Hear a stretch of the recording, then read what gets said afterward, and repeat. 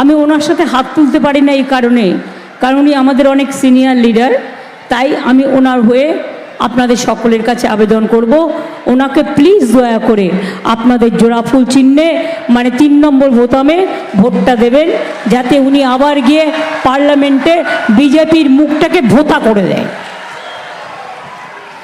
বিধান বিশ্বাস, মলয় রায়, সুভাষ চক্রবর্তী, তুষার চ্যাটার্জি, নবীন ঘোষাল, বিশ্বজিৎ সাহা, প্রবীর ভট্টাচার্য, সম্রাট চক্রবর্তী,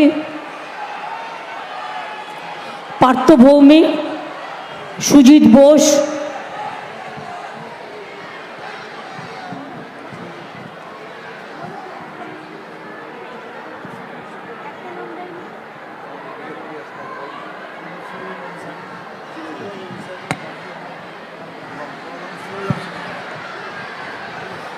পার্থ ভৌমিক, সুজিত বোস, ফিরোজ আনসারি,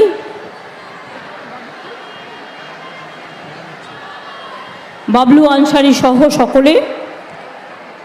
আমি প্রথমেই পার্থ ভৌমিক ব্যারাকপুর থেকে লড়ে এখানে এসছে, আমি ওকে বলেছি একটু দমদমটা দেখতে,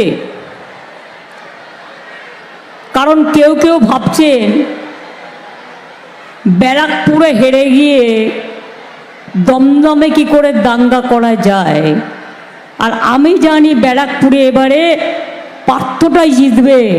পার্থ ভৌমিক আমার মিনিস্টার ছিল, বরঞ্চ আমার কাছে থাকলে আমার সরকারে কাজ করতে পারত। যাই হোক, বিজেপির সাথে লড়বার জন্য এই সমস্ত ছেলেদেরও প্রয়োজন আছে। সুজিত বোস লড়াকু নেতা এবং বিপদে আপদে সবসময় আপনাদের সাথে পড়ে, আমি তাদের সকলকে ধন্যবাদ জানাই। আমি এখানে জল বা স্থল বা জামা কাপড় এসবের কথা বলতে আসিনি এই কারণে, কারণ এটা দিল্লির ইলেকশন। আপনারা জানেন পানিহাটি এবং কামারহাটিতে ঢেলে কাজ চলছে এবং জল সবার বাড়ি বাড়ি পৌঁছে যাবে। এখানে ড্রেনেজ সিস্টেম পরিষ্কার করার ব্যবস্থা হচ্ছে। কামারহাটির একদিকে দক্ষিণেশ্বর মন্দির স্কাই ওয়াক তৈরি করে দেওয়া হয়েছে। দক্ষিণেশ্বর থেকে নোয়াপাড়া, ওটাও আমি তৈরি করে দিয়ে গিয়েছিলাম।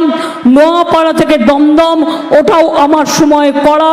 Tollygunge to metro, metro to Garia, Garia to Taratala, Taratala to Joka, Joka to একেবারে ভিআইপি নগর পর্যন্ত টোটালটাই আমার সময় করা। ব্যারাকপুর নিয়েও আমার প্ল্যান ছিল, যদি কোনো দিন সুযোগ আসে তখন ভাববো। আমি আপনাদের সকলকে বলি, এই নির্বাচনটায় দিল্লি থেকে বিজেপি পার্টি মোদিবাবুকে হারানো খুব জরুরি, এবং জরুরি বলে এখানে সিপিএমের কেউ কেউ যাদবপুর থেকে এসে দাঁড়িয়েছেন আর বড় বড় জ্ঞান দিচ্ছেন। এরা হচ্ছে বিজেপির 1 নম্বর দালাল। বিজেপি পার্টি হয়েছিল কোত্থেকে? সিপিএমের হাড়মাতগুলো অত্যাচার করে, খুন করে, লুট করে, জ্বালিয়ে দিয়ে তারা বিজেপিকে সাপোর্ট করে সিপিএমগুলো বিজেপি হয়েছিল। বিজেপির হাড়মাত সিপিএমের ওস্তাদ, আর এখন ভোটে দাঁড়িয়ে বলছে দুর্নীতিতে ভরে গেছে। আমি বলি, লজ্জা করে না চোরেরা? 34 বছর লক্ষ লক্ষ মানুষকে খুন করেছ, 34 বছর কি করনি? আজকে দুর্নীতি শেখাচ্ছ তোমরা? চিরকুটে চাকরি দিয়েছ, একটাও WBCS অফিসার আলিমউদ্দিন স্ট্রিট ছাড়া হয়নি। আর টিচারের চাকরি পেত কারা? গণশক্তিতে যারা কাজ করতো সাংবাদিক, তাদের বউয়েরা চাকরি পেত, কোনো পরীক্ষা দিতে হতো না। আর আজকে তো পরীক্ষা নিয়ে চাকরি হয়। তোমাদের এত হিংসে কিসের? বিজেপির সবচেয়ে বড় বন্ধু, তাই মনে রাখবেন, একটি ভোটও সিপিএমকে দেবেন না, একটি ভোটও বিজেপিকে দেবেন না। কয়েকদিন ধরে বিজেপির দেখছিলেন প্রধানমন্ত্রী মহাশয় কতগুলো আজে বাজে কথা বলছিলেন। বক বক বকম করছিলেন।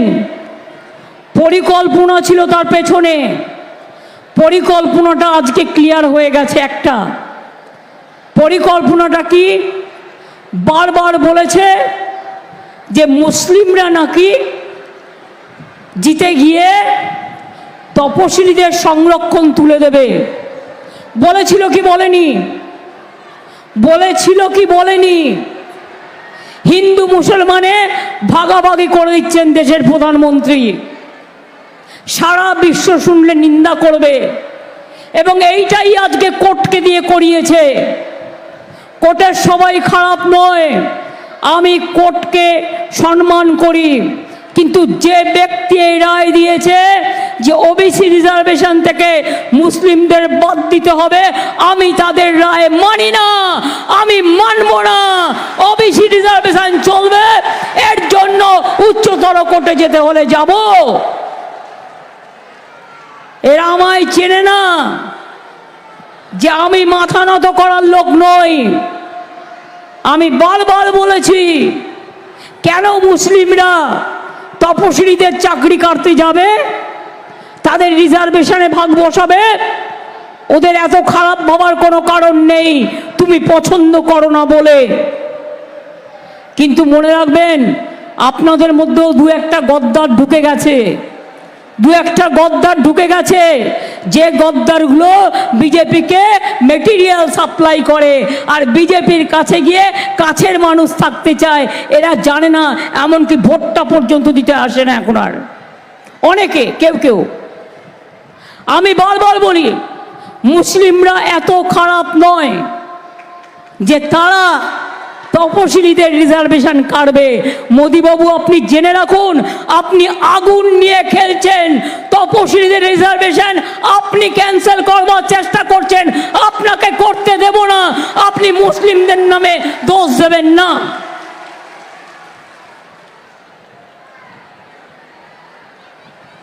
ওবিসি রিজার্ভেশনে শুধু সংখ্যালঘুদেরটা বাদ দিয়ে দিলেন, এটা কোনো আইন হয়? আইনে কখনো ডিসক্রিমিনেশন হয় না।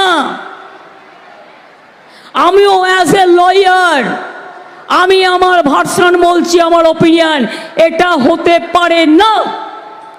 2012 সাল থেকে চলছে একটা আইন, আর একজন বিচারক মহাশয়, কেউ রিটায়ার করে বলছে আমি আরএসএসে ছিলাম, কেউ বলছে আমি আরএসএসের, কেউ বলছে আমি বিজেপির। এই দিয়ে মানুষের বিচার হবে কোত্থেকে? মানুষের বিচার হবে না এ দিয়ে। আমি পরিষ্কার আপনাদের বলেছি, আমরা যখন ওবিসি রিজার্ভেশন করেছিলাম, আমরা আইন মেনে করেছিলাম, আমরা সার্ভে করেছিলাম, এবং সার্ভে করে উপেন বিশ্বাস তখন সেই কমিটির চেয়ারম্যান ছিল।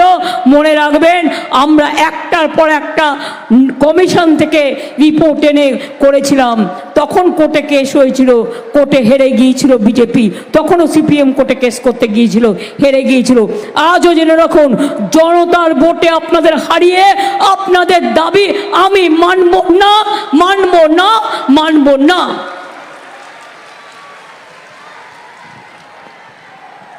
তপশিলি ভাই বোনেরা আসল কারণটা জেনে রাখুন, সংখ্যালঘুদের জেনে রাখা প্রয়োজন আছে।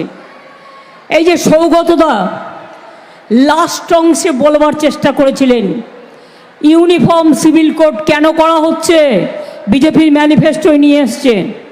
কেন জানেন? ওটা যেই হয়ে যাবে, তপশিলীদের রিজার্ভেশন আর থাকবে না, আদিবাসীদের রিজার্ভেশন থাকবে না, ওবিসিদের রিজার্ভেশন থাকবে না, হিন্দুদের অস্তিত্বও থাকবে না। এতই যদি তুমি হিন্দু হও, তাহলে আসামে 19 লক্ষ হিন্দু বাঙালির নাম কেন বাদ গিয়েছিল এনআরসিতে?